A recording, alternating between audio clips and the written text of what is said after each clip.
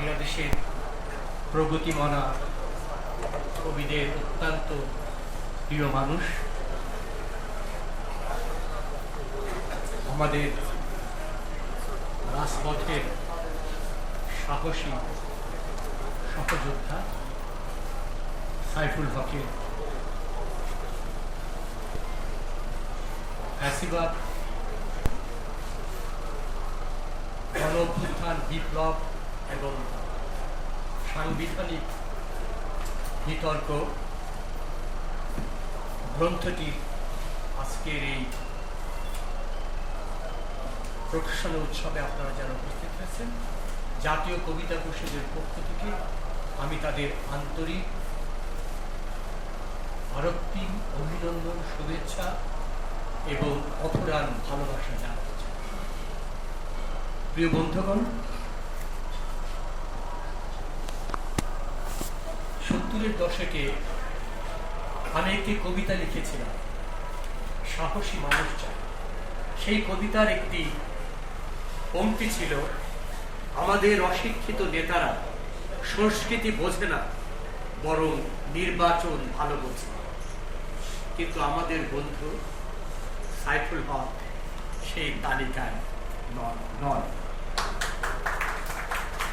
আজকে তার এই প্রকাশনা উৎসব সেটি প্রমাণ করে যে উনি লেখাপড়া করেন, উনি পড়েন এবং লেখেন, না পড়লে লেখা যায় না।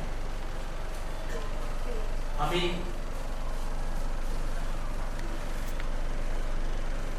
দীর্ঘদিন আমার জীবনের বিগত সময় 50 বছরের বেশি হবে সে রাজপথে আছে। আমি দেখেছি যে বাংলাদেশের অধিকাংশ নেতাদেরকে আমি খুব কাছে থেকে দেখেছি। আমি ওই কথাটি মিথ্যা লিখি। আমাদের অধিকাংশ নেতারা অশিক্ষিত, লেখাপড়া করে না, তারা জানে না, তারা নিজেরা যে বক্তব্য দেয়, নিজেরা যে রাজনীতি করে সেই সম্বন্ধে তাদের গভীর ধারণা নাই।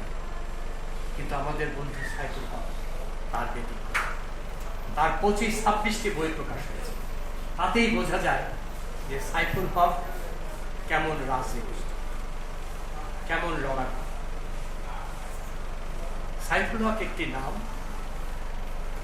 একটি সাহসের নাম, একটি প্রতিবাদের নাম, একটি আপোষহীনতার নাম।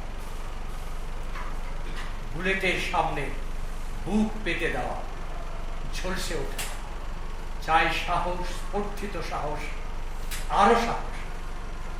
মহামতি কার্ল মার্কসের সেই উক্তি একটি মূর্ত প্রতীক সাইফুল।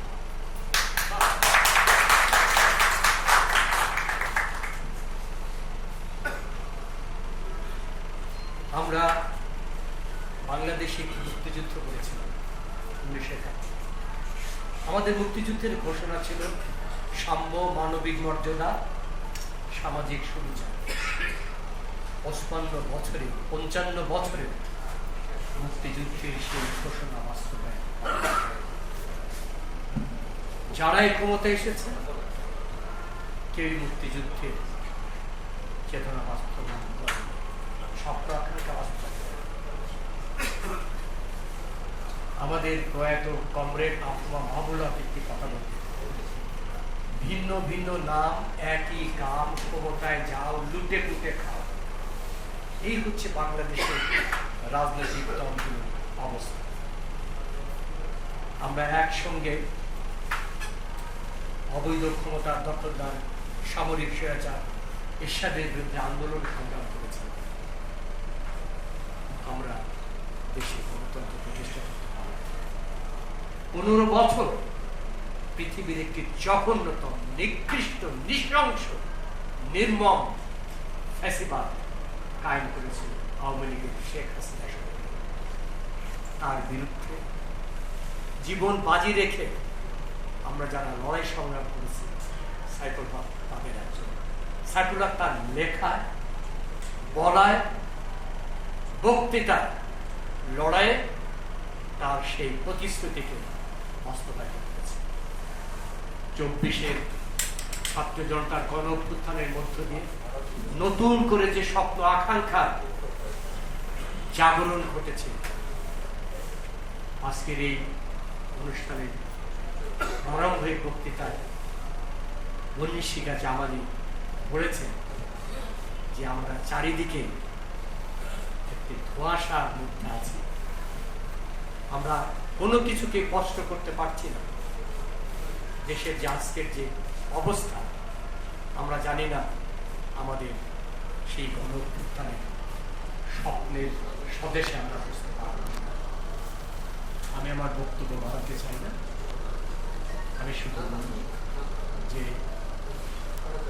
সাইফুল হকের ফ্যাসিবাদ, গণঅভ্যুত্থান, বিপ্লব ও সংবিধান বিতর্ক গ্রন্থটি আমি পড়িনি, আমি পড়ব এবং আমি নিজে এর উপর একটি আলোচনা লিখব। আমি এখানে এসেছি জাতীয় কবিতা পরিষদের পক্ষ থেকে। জাতীয় কবিতা পরিষদের আরও কয়েকজন কবি আমার সঙ্গে এখানে এসেছেন। আমরা প্রত্যেকেই এই বইটি কিনব, পড়ব এবং আপনাদেরকে অনুরোধ করব আপনারা প্রত্যেকেই এই বইটি পড়বেন। সাইফুল হক সুস্থ থাকুন, দীর্ঘজীবী হন, তার লড়াই সংগ্রাম আমৃত্যু জারি থাকুন।